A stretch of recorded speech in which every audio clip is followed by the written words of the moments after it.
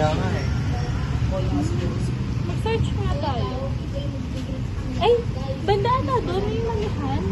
Oo, sa Mami House Oo. meron doon. Sige, try natin doon. Doon Tara. natin.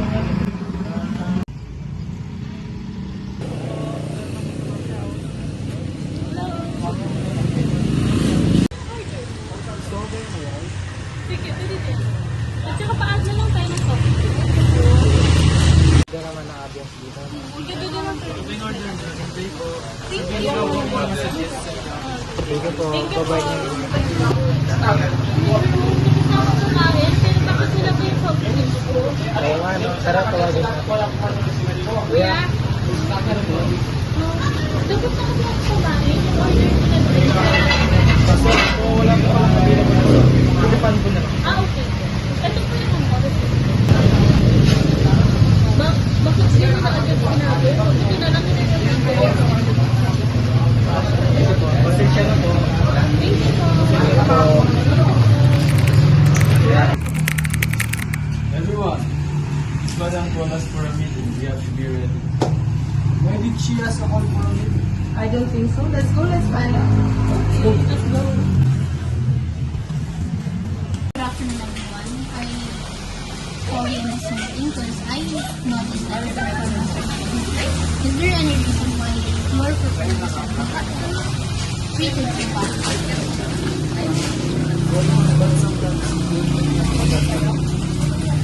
But sometimes, if you're not allowed to my parents.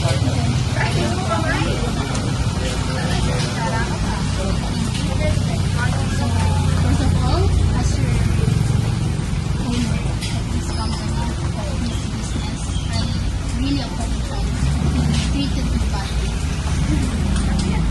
I'm so sorry for not allowing you to have the because sometimes you can see our business getting so increasing. That's why sometimes I didn't allow to take it even though it's good.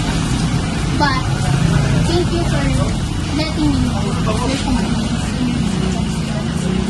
Now that I know what is your reason why your performance is not getting good, I will make sure that this time my treatment and equal now that our issues and problems and our performance are getting answered. I hope this time your performance and services are going to be great. Because I will be great on you. That's all.